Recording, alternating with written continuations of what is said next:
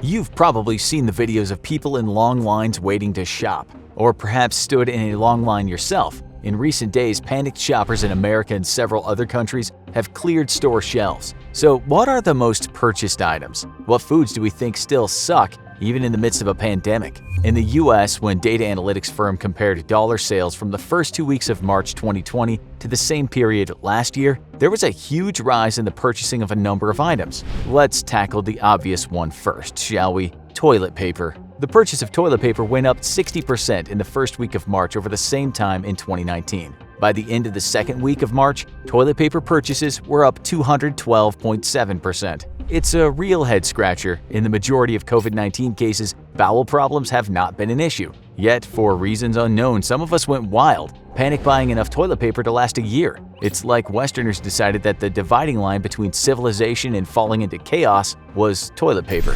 Don't get us wrong, toilet paper is one of the great inventions of mankind. Prior to toilet paper being commercially available in 1857 and mainstream in the 1920s, people used a wide variety of tools as bathroom aid. It generally depended on how rich you were or where you lived in the world. In colonial America, they used corn cobs, moss, or whatever paper goods they got their hands on. Beginning in 1792, a popular household book, The Old Farmer's Almanac, came with a hole punched in the upper left-hand corner so you could hang it on a string on a hook to keep it handy anywhere you might need it. That included the outhouse, where it was both reading and butt-cleaning material. Today, in some places, toilet paper is a luxury. You might use leaves or your left hand and a bucket of water. In other places, toilet paper is wasteful and unsanitary. Bidets are preferred. What we're trying to say is, even if we do run out of toilet paper, which is not likely, we'll figure out other good solutions. We won't revert to using tersoriums like the ancient Romans. You don't have to look it up, we'll tell you. A tersorium was a natural sponge, usually harvested from the Mediterranean,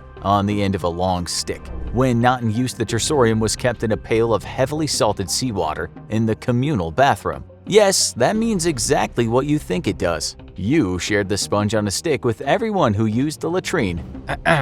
Anyway, back to the most purchased items during a panic list. As you can guess, in mid-March there was a lot of buying aimed at combating the spread of the virus. Aerosol disinfectant was up 518.9% over last year, as was rubbing alcohol up 277%, multi-purpose cleaners up 242.9%, and bath and shower wipes up 221.6%. Does that mean that people are stocking up? Or is this a sign that people weren't properly disinfecting before viruses dominated the news? Gross. Some people thought it was prudent to have health and medicine items on hand in case someone in their household got sick. Thermometers went up 497.7%, cold and flu remedies up 158.8%, facial tissue up 195%, cough remedies up 120.2%, and vitamins up 93.2%. While hand sanitizer sales were unusually high the second week of March at a 207.5% increase over last year, they actually plummeted since the first week of March 2020, when purchases were up 470%.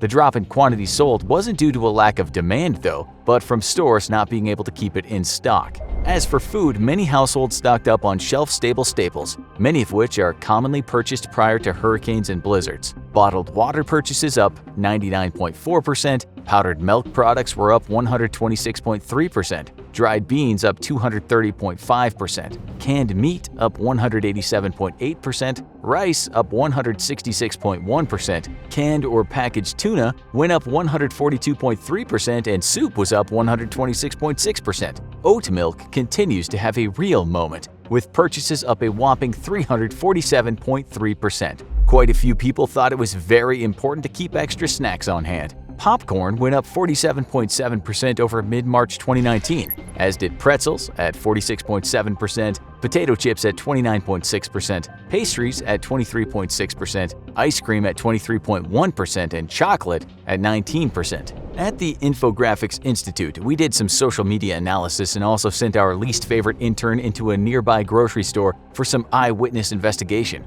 Based on our completely non-scientific research, shoppers stocked up on liquor, all except for one particular brand of beer, which will probably have to change its name in the future. Though perishable milk, eggs, butter, cheese, and bread were also popular items that stores sold out of quickly. Things eager shoppers left behind in ravaged stores were Manhattan clam chowder, yeah, the tomato-based kind, pickled herring, chocolate hummus, unsalted baked potato chips, and refrigerated spinach pasta, frozen pineapple and ham pizza, frozen and canned lima beans, vegan cheese, and non-fat milk were also left forlorn on the shelves. Last but not least, data shows that shoppers bought 17.7% less perfume and 17% less sunscreen than mid-March of 2019. So the majority of us are planning to hang out inside and practice social distancing. Excellent! Why don't you chill and watch another video? Ever wonder what would happen if you ate nothing but junk food? Check this video out. Or if you've ever been curious about how prisoners buy items, check out how do prices work in the prison economy.